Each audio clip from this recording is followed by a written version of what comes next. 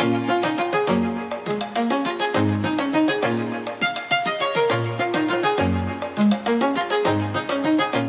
this is Fabian Centeno, and this is Tomorrow's Creators. It's a podcast that I'm starting up that basically talks to tomorrow's creators of tomorrow, people who are or trying to get to the industry and are building and creating something now for the future, for themselves and stuff like that within the entertainment industry, whether it's art, whether it's film, whether it's any of those things within the entertainment industry. And so my job and this platform is basically me interviewing people that I believe are people who are going to make it, people who are have a really good head on their shoulders and really smart and really killing it in a lot of different ways, even in the little they have. And so I want to really talk to them in that place of they're in that middle ground. They're not at their dream and at their goal yet, but they're also not just starting up. They've been in it for a while and they're kind of in this middle place, and we want to get them right there so we can talk about how they got to where they are. And there is progression, and that's the good thing. I want to see progression, but I also want to see that they're not there yet. And so let's get them in that moment. And this is also for them to look in the future, to document and to kind of see like, oh, this is something I could look back on and be like, man, I wish I was that on fire now, right? Or whether it's like, man, I'm still on fire, and if anything, even more, or they just look back like, man, I knew nothing. And that's the fun thing that I think it's great. I think it's a platform for that, and it's also kind of this thing, this time capsule that you can almost bring up for the future and show other people, like, yeah, this is where I was. And hopefully when they do make it, they can show other people, like, this is where I was. This is what I was doing. This was my thought process, and this is what really helped me. And so the advice we're going to get from these guys is still going to be very much, it's going to be really good. It's going to be really valuable, I believe, even now in this weird middle place. So my name is Fabian Centeno. What I want to do is I want to be a film director. That is my dream. That is something that I am going after. I am a Tomorrow's Creators person. So although I am just like these guys, so I'm not there yet. I'm just like these guys, and I think that's the greatest part, that we can kind of contribute and talk to one another. So today we have someone very special and close to me, one of my best friends, Joshua Perry. Hey, how's it going? Thank you for coming in.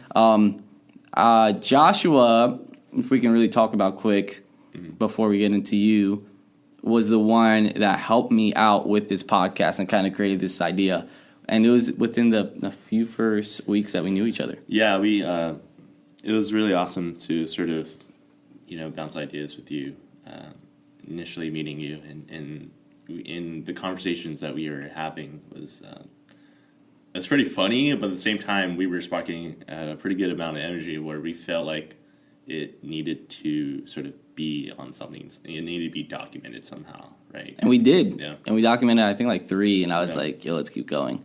And even in that, we were learning. We were like, oh, we have to watch out for our likes and our and our blah, blah, blahs, which I do a lot. So I think it's kind of prepared us for something like this, and I think we're still going to be learning as we're doing this. But yeah, that was great. I had a fun time. And then now, a few months later, I was like, hey, I feel like we really need to do this, and I'm not going to run out of people who are in the middle. Mm-hmm. If I was trying to interview people who made it, I'd have a really hard time. Yeah, exactly. Right? And so Joshua Perry is a illustration artist, concept artist. He's done a couple things. We'll throw that on the screen if you guys are watching. And these are just some things he's done, even for me, you'll see, and then for other people. Recently, you did something pretty big. If you want to talk about that a little bit. Yeah, definitely. It was pretty exciting. It was actually like my first first job working in film, because I've done illustrations before, and I've done concepts and stuff like that. But for something to be hopefully be a part of a film was pretty awesome. So that was just like creating the concepts for like the keyframe shots, how the characters will look, and certain stuff like that. So that was pretty exciting. Yeah, you're delving into like a new world. Yeah, definitely. Which is awesome. Yeah. I love that. And I don't want to brag. Yeah. But I kind of hooked it up. And the thing is, I bragged about you. That's how you got the hook up. I was like, yo, check out what my boy did. And from there, they're like, I need that. The exciting thing is, Fabian mentioned that we're all in this sort of middle ground, right? And so we're all just trying to help each other sort of get to that next level. And it's just really awesome because we know each other's work ethic. We know that it's strong and that it's good. Most importantly, that it's good, right? And so that's why I'm able to talk to people about Fabian, and he's able to do the same for me. So. Yeah, it's been awesome, and it's an easy, like, it's not hard to just mention someone and show them their work. Yeah. And I think your work speaks more for you. At the end of the day, your work speaks for you. Yeah. Right? Like, I don't care how much you boast about someone. If they suck, they suck. Yeah. But I was able to just say, look, they'll take my word for it. Yeah. Check out this work, you know? And then they're like, yes, that's what I need. And it turned out really good, and I think we're going to be working with this person in the future. Yeah. So I'm excited. Let's talk about you. Nice little intro, but let's talk about you, your story. You're not originally from LA, and that's where we are now. You're from San Diego, so talk to us about that, the whole transition. Yeah, definitely. So I'm more specifically from a city called Oceanside. It's in San Diego County. And I grew up doing art all my life. I did it since I was a kid, drawing dinosaurs, anime characters. And then I started to dive into sort of realism and what does it look like to draw faces, right? That fascinated me. And so that sort of inspired me to take it up to the next level and take it seriously. And then after high school, I had this insane ability to sort of render things, where rendering basically means how realistic you can make a drawing, right. Basically. But I could only copy photographs. Like, I didn't have the natural intuition to sort of create something on my own, and that kind of bothered me. And so I really started to ask myself, like, I have this amazing drawing ability, but where's some sort of artistic ability? That was sort of lacking. And so I started researching, like, what exactly I want to get into, what kind of art field did I want to get into. And during the time was when the Marvel movies started to come out, and they were big. And so I think I saw the first Avengers film, and that was a huge inspiration for me. Because I sort of asked myself, like, who could come up with these designs that are just so profound but yet believable, right? Like, you're able to see them on screen and sort of place yourselves in the design, right? Thor's design, Iron Man's design, I think it was like the Mark VI. That was pretty awesome. But definitely what inspired me the most was when there's a scene in Avengers where Loki throws Tony Stark out of the tower, right? And so as Tony Stark is falling, his suit, shoots out and sort of latches on him in midair. And that was sort of the inspiration of, like, man, I want to know, like, what does it take to design this stuff, right? And so that kind of sparked the journey of becoming a concept artist. And so that's kind of what the main position is, to creating those sort of designs in films. Concept artist, illustrator, and so that's what really inspired me to look up schools and, like, how can I get to school and how can I learn this stuff and create stuff on my own, right? And not have to copy things. I can sort of think of something and make it believable. So that sparked my journey coming to school here at Art Center. And it's been fun, ever since. You're just learning about so many different artists in the community here that LA has. So, well, you go into Art Center really quick. I know you didn't just go to Art Center. I kind of want to brag on you. You didn't just go to Art Center, and you had to pay, because I know it's expensive. Everyone knows it's expensive who's here. But you had scholarship. Yeah, stuff. I had almost a full ride to scholarship. Full ride to Art Center, and it was pretty awesome because. You spend so much years sort of dedicating your effort into a craft that, when it's actually noticed, it's definitely rewarding. It's a confirmation that, your work ethic is, it's on point. So that was pretty fun. So that kind of goes into, I think, with some of the things I feel like artists and we can be intimidated by that, right? Yeah. Like, I didn't go to film school. And a lot of people I know who's in film didn't.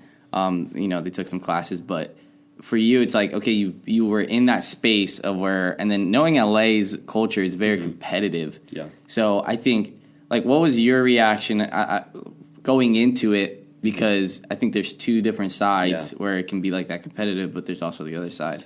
Yeah, I think sort of if I spent my whole life drawing, and so just that in of itself, there's no really magical way to up the competition. It's just mileage. That's it. Yeah. That's it. And so for me to take it seriously, though, that was sort of when I got into school and I saw the people around me, I was like, whoa, like, you know, not to be pretentious, but I was much, much better at my craft. And that was just, it was no magical way that I got there. It was just how long I was drawing, you know? And so I think it really speaks for everyone.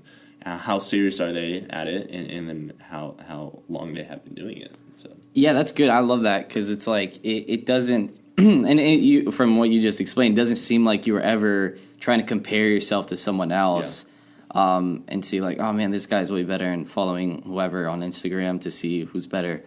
It was just kind of like I just did me.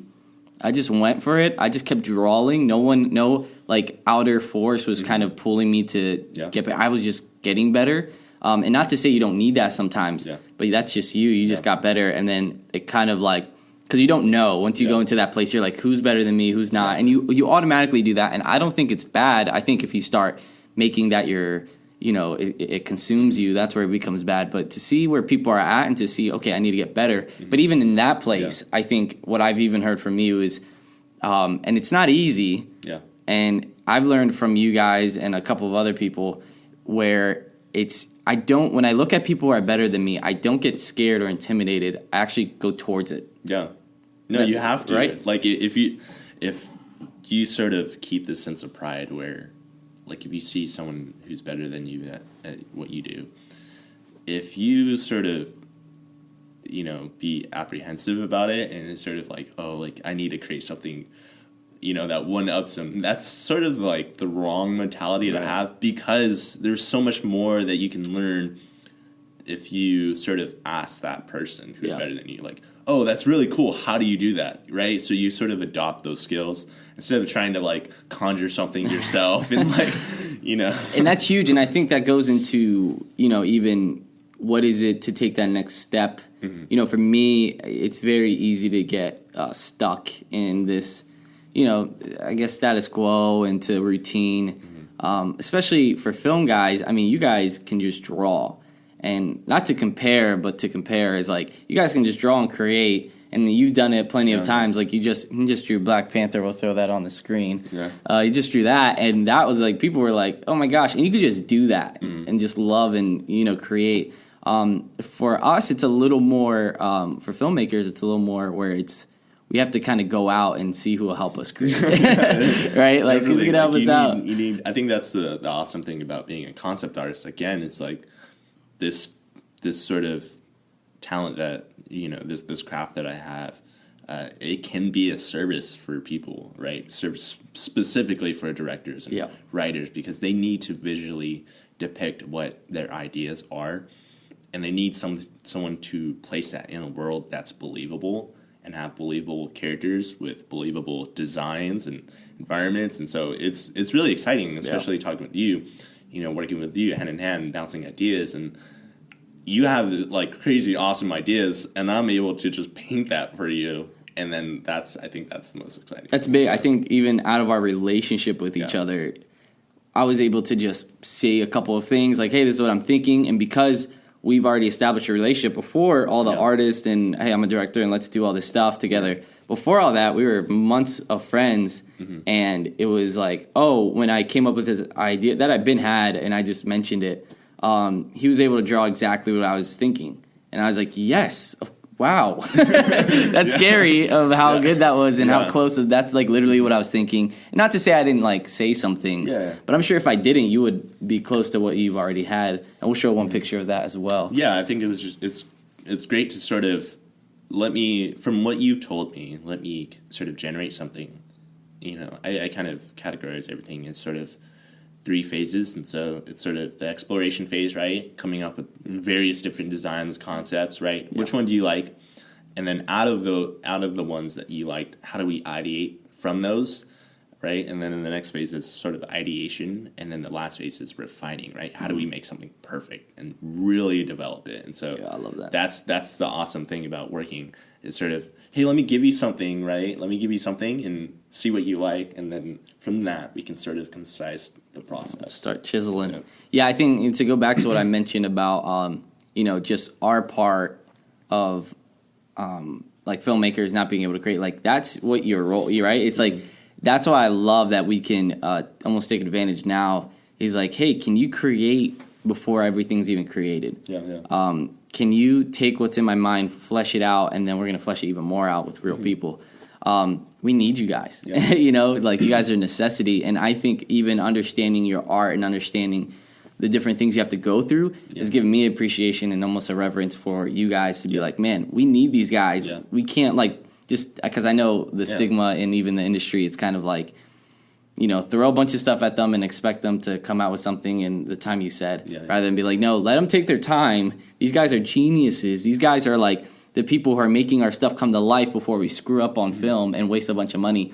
We're going to do it here, and we're going to chisel it down to this amazing product, and then, boom, let's flip it and put it on screen. Yeah. So I'm like, thank you, right? That's how we should feel about artists, like especially you guys. Like you guys are kind of a huge force and a huge thing and a huge first step to what we want to do. And, what you literally did, I think, for this one person that we both got the chance to work with, I think you pushed his to the next level to everything else. Like we were able to do stuff visually as far as film, but to be like, okay, we don't have the money to show the world, but here's the world that I'm thinking of. And then you did that. And I think it's like, man, we need you guys. I think it's cool. It's because like you always need someone else when you're working with that can creatively push that concept, right?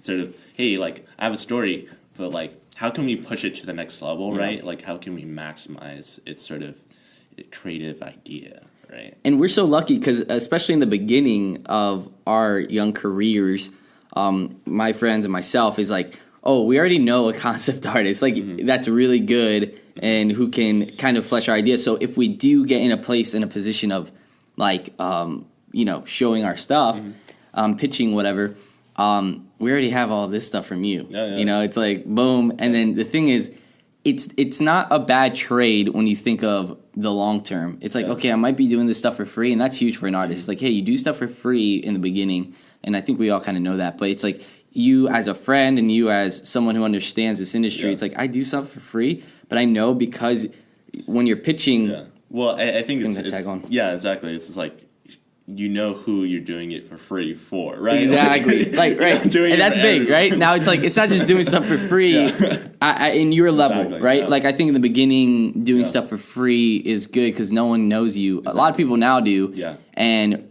it's like, okay, I'm choosing who I do stuff for free for because it's going to pay dividends almost in the end. Yeah. And I think this one will.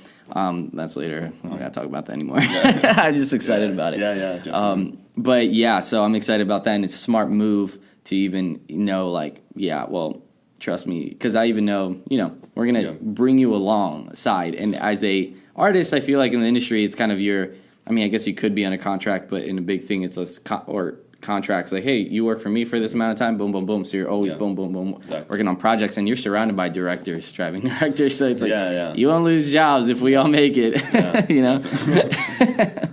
So, let's talk about that. I mean, we kind of hit on it in a few different places, but I mean, you want to go to the next level.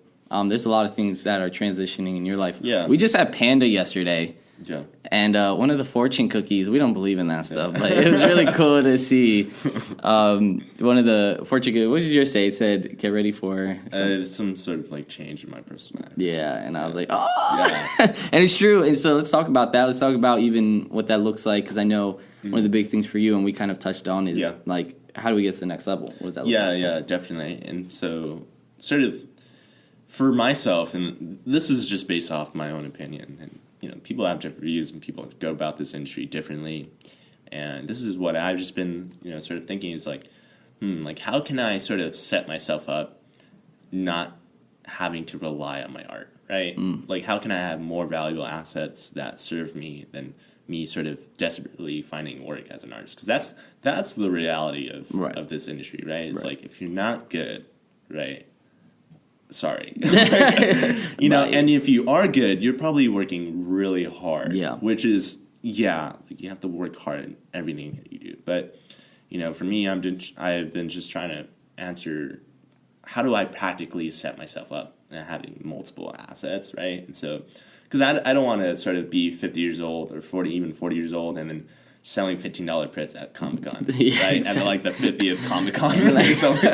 Like, I don't, like, you know, like, I mean, that's great, that's awesome, you know, you do it for fun because you know, you're selling your art, but I think there's a higher calling that I personally believe that I have, and I want to sort of operate in less of a sort of, in more of a sort of authority, you know, like I kind of want to be the top man. Gotcha. I don't want to be serving my art and like sort of being an art whore, you know, like straight up, you know? real talk. Oh, you need that? I can do that, you know, sort of like, I need a logo, I can do that because I need money, right? Yeah, like, and that's okay in the beginning. Exactly. But you're 40. We want to be somewhere else. Exactly. So I'm just sort of like just trying to answer that practically. Yeah, so. That's awesome. I love that. Like, it's just one of those things where, we're so. I think we can't look at things almost one or even two dimensional. Yeah. We have to look at things like in 3D. Like, we have to look around it. We have to see everything that we're even able to do, and just know that there's more. And it's not. I guess it gets scary because you can know art so much that it becomes like this thing where it's like, I don't go outside of this. And you see a lot of that. Yeah. People just know art, and they just know music, and they just know film. And it's like, man, if you can... Yeah.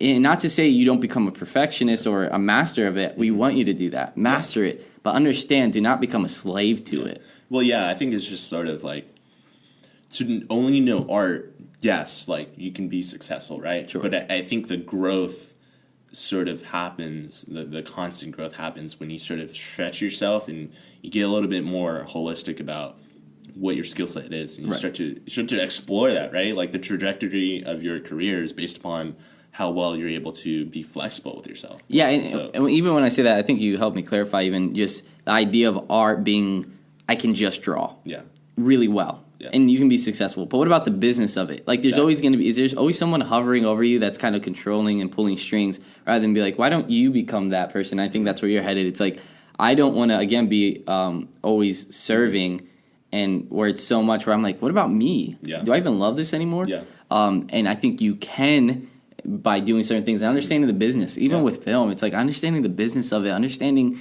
the different things that go on. Yeah. And so I think that's just wisdom. Yeah. I don't know if that's really something that's like, I don't know. I had a conversation with one of my friends about it, and he was kind of like, man, I don't think you'll ever be a slave if you really like it. Mm-hmm. And I was like, I need Josh, because I remember our conversation. It was so like, Yeah. But yeah, it's just one of those things. I feel like you can easily become a slave to it if there's something more. Yeah. If you think this is it for you, it's it for you. But I think at least in our case, if you're doing something out of sort of like just free will, like you're like, if you just have the leisure time to do it, like, that's great. But if you have deadlines to meet, right, and you have all these people, so if you're under contract, you have all these people looking over your shoulder, and you're trying to grind out the best work you can do, 100 hours a week, 100 plus hours a week, then sort of, right, because now you're missing your real life almost, and it's like, what if you have wife and kids? It's like no one's sort of drinking wine, leisurely painting. Exactly, you know, like, but that's probably the best thing they want to do. I just want to go home, drink some wine, have whatever, and paint. And I don't want 100-hour weeks. I think at the end of the day, I don't know a lot of people who like, I love this, and they're like twitching, like who's controlling you? Anyway, big thing. We'll talk. This is the last thing I want to talk about is mentorship, and what that looks like. Because I think being in the next level, being where you're going, and something that I'm even working on. Yeah. I think spiritually, I'm working on a mentorship, which is what we call like discipleship. Yeah. But even I think mentorship can encompass all that, right? Like the spiritual side, but also the practical side. Yeah. And I'm so honored to have someone who's very practical in their spiritual approach. But for you, I know that looks a certain way, even for because I think in my case, it's not helping me with my my filmmaking. I think it's helping me more, like my morality, I guess. Yeah. But character. Yeah, character, which is great, and it's all needed. But I'd love to grow in film more, you know. And I think I have that with my friends. But for you, what does that look like? What's going on? Yeah, I think sort of assessing, you know, myself and talking with a lot of professionals, you know, professors at the time, and you know, going to art conventions. You know, it's sort of like. It sort of gives you a perspective, right? And if you're smart enough, you can kind of understand the bigger picture at hand, right? Because at our age, right, we just want to become professionals, right? But if we're sort of ignorant to the things that we have to consider, right, being a professional and like sort of setting ourselves up in the long term run, we tend to forget about those things. And so, you know, for me, it's sort of like, hey, like I know my skill set, you know, I know my level. Let me sort of just take a pause on that and focus on the things that are running low. You know, all the other meters in my life that are running low, like maybe some leadership skills, or, you know, like, I don't know what that even means. Right. You know, there's so much to explore at our age where we don't know everything. That's the beauty of sort of this podcast and sort of what our conversation, our dialogue is like. We're young right now. Yeah. But the thing is, we don't have the most knowledge. We don't have the most sort of expertise. But what we have is energy, right? Because we're young. We can literally, we have the ability to try new things and sort of like, I love art, but I'm just going to try more things. Like, I'm just going to explore. Like, and I think that's the biggest, like the big advice that I've heard from even adults. It's like, do more, try out new things, do this. You're young. And we're really taking that and being like, okay. You know, I moved to California a year and a couple months, and it was like, I'm 21, I have a girlfriend, and it sucks being in a long-distance relationship. But anyway, besides that, it's like, even from that, and there's so much kind of obstacles, I was like, man, I really want to go out and not feel like I haven't done everything I can to pursue what I feel like God's calling me to. Definitely. So I think that's huge even for you, and you realizing that. And it's a pause, right? It's not a stop. It's not a cancellation. It's like, we're going to sit you here. We're going to let you kind of be there. Yeah. I need to get these things full because it's ultimately going to help this out in the long run. It's just going to shoot you forward. And it doesn't go away, right? Like, whatever you've intentionally been about learning doesn't really go away. It's just you have that with you. It stays with you, right? Yep. And so I think for me, it's sort of, that will always stay with me, and that's just like another tool in my box. You know? And so that's just been sort of, it takes time, and even for me at such a young age and our age, you know, it does take time and sort of to just kind of humble yourself and kind of realize that. You know? So that's good. And we have these, I think it's important is that you have, and don't be scared of these conversations with your friends, if you're real friends. And I've been honored to have friends like you who are just able to call me out and able to call me higher ultimately. And I don't see enough people, and it's kind of shocking that even the people I've ever been around, I'll ask them, I'm like, hey, what do you want to do with your future? And they're like, I don't know. Or they'll be like, this. Yeah. And it sounds like they're almost talking about it for the first time. And then I'm like, have you talked to your friends about this, like your future and how they can help and blah, blah, blah? They're like, no, not really. I'm like, I don't know why they're there. You know, I'm like, are they just there to be a social person in your life? You know, and I tell a lot of people, young people this, I'm young, and I tell myself this. It's like, we are not in high school where, and like this kind of, I don't want to say immature, but we're not in high school anymore. We're all just trying to get through high school and just trying to get through life. And we are trying to get through life, but it's like, how can we help you? You know, and, high school is kind of every man for himself in a sense. But here it's like, man, we're older now. Yeah. And, for me, I've been in the season where I'm not really talking with people just to have a civil conversation with them. Well, I think it's just like people just don't know what community is, right? Like, people don't know genuinely, right, how to build community, how to initiate interactions, and how to bring people together, right? And that takes a leader, right? Sure. That takes leadership skills, and not everyone has gotten the chance to or even want to sort of learn those things. But I think even for some people, you don't even have to start it, but like, how do you even sort of receive community, right? Because people are sort of apprehensive to you. If you're too inviting, you're too warm, they take it as superficial, right? Yep. But some people just don't know how to receive it. Some people just don't know how to even join community, not even trying to start one. Yeah. It's just like, can you just receive the genuine love that I'm trying to give you, right? And they're like, what does that look like? Yeah, you know, people are definitely rough around the edges, you know, and granted, you know, like, people are different. It takes time for people, but I think in some sort of sense, right, on a bare minimum, I feel like as artists, we should create community, right? I feel like that should be a standard that we should help ourselves with. And that's what I tried to do when I came here, you know? I was like, man, I need a tight-knit group where I know people who got my back, like, all the time. And I think when you come with that almost mindset, it changes some things rather than being like, oh, I'm here in LA and I want to pursue this. I'm like, cool, but what about everything else? Yeah. You know? And me, I was so keen on, like, and I tell people this all the time, what I pray God for, I was like, God, give me people who are going to be like my best men at my wedding. Yeah. I was so specific. Yeah. People who are in it for the long run. People who are going to be there in my most important moment of my life almost. Yeah. Give me those type of people. Yeah.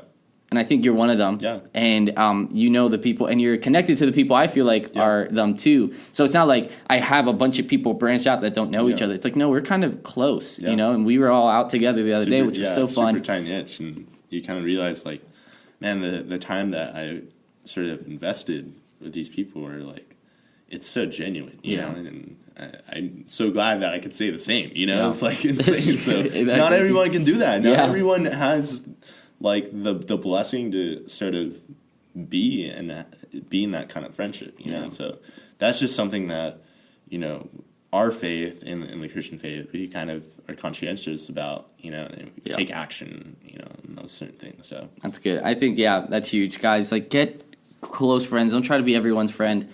It doesn't work. I mean, it could. For me, it's like, I understand, you know, people, you know, stretch themselves thin when they're trying to, it's like you're trying to be everyone's friend, and your time is important. It's the most important necessity, I feel like, in life is your time. Yeah. And so it's like, what are you making of your time? And just being with Josh, like, and other people, it's like just sitting down, having these conversations, and sometimes just being quiet. I think that was probably one of the most quieter times. And I was like, why have me and Josh been kind of quiet lately, just being one-on-one? Yeah. And I'm like, because we just want to be in each other's presence. We just want to be around each other, and to know, like, man, remember that time we were at Panda? We didn't say a word to each other, but we were kind of just, I mean, we did, obviously, then. But it was just, we were able to just be with each other. And people are like, this is awkward. Why is no one talking? And it's like, it's not awkward. This is actually like a really good moment that we can just be around each other. Yeah, we're just chilling. You know, like, you know, and I'm like, we're just chilling. Like, what do you know, and I think it's just like, the thing is just like, you know, in my opinion, it's like, like, you know, you can be friendly with everyone, but your friends, those who are closest to you, are the ones that are going to, you know, build you, right? Like, they're going to call you out, right? Like, you need those friends to call you out, right? Yeah, exactly. And you know, even your mentor, like, it's people who have mentors and are looking for that. Don't get 5 mentors. Don't tell 5 different people your problems. You're going to get 5 different answers. And maybe some that are similar, but it's like, I go to one person, maybe, you know, and then my dad. And, but really, I talk to one person about my stuff, and like and I get that direction. I'm like, boom, boom. Okay, cool. I don't go to 3 other people to wait for what I think I want the best answer. And that's maybe why people do it. They're like, oh, don't like that answer. Let me go to this person and wait. And then they never get the right answer because they are around awesome people who know what they're talking about. Yeah. But my big thing is get around people who want to see you succeed. Get around a mentor that wants to see you succeed. And I think you're doing that. And I'm still even looking for that on the film side. Yeah, and so those are the big things I think we talked about today. It's like, you get around these people, man. Yeah. And we're getting propelled forward, like, almost all together because we're all working hard individually. Yeah. And, you know, as a result, it's like, hey, someone not worked harder but had an opportunity, and they're like, come on, let's ride this, you know, train with me because I'm going forward. You got to ride the wave. And we're like, all right. Your bros are surfing with you, you know, you got to be like, just hop on this wave, dude. This wave. We're all hitting waves. Like, hop on this one because this is going to get us further. And being in a tight-knit group, right? Yeah. Sort of, you really appreciate their sort of advice, right? Yeah. And so that's awesome. Yeah. Cool, guys. So that's going to wrap up this episode. First episode of Tomorrow's Creators. Thank you, Josh, for coming on. Yeah. Appreciate you. Yeah. So we are actually, this is actually free at the moment. But it's something that I say, if this is something you feel like is valuable to you, you've thought this was a great talk, we do have a Patreon account. And if you don't know what Patreon is, it's basically an account where you can kind of give monthly towards the podcast, towards the different things that we're doing. There's a lot of big things that we want to do and give to you guys. And I think if, again, find this awesome and valuable, that you give into that, because that's what it's going to go into. It's not going into my pocket. I'm not going to go steal it and go run away. This is going to transcend me. This is not, again, I want to be a film director. I would love to pass this on, and I would love to pass it on better than how it was. This little setup is cool, but I would love to even be like, hey, here's some money that's just included in this with the merch and the different things we want to do, to kind of get you guys a part of community, which is what we talked about. Community is huge, and I love creating community. I love creating culture, and that's what we're going to be doing here. So check that out. And if you guys want to check us out on the social medias, they're going to be linked below as well. And last thing, you're going to follow Josh here as well, and just kind of shout him out. And if you guys feel like you would do great on the podcast and you want to be a part of this time, please feel free to also use the social medias to just DM me. And we'll get back to you and kind of see your work and kind of see some stuff that if we think you're a good fit to get on, and we'll send you emails and all that good stuff. So again, thank you guys for tuning in. We appreciate you guys. We appreciate the support. And we're glad you listened to this. Really, this is our first one, and there's going to be many more. I'm glad to be here. Thank you. Yeah, man. Yeah, this is awesome. exciting. Yeah. So what we do at the end here, 1, 2, 3, bye. Bye.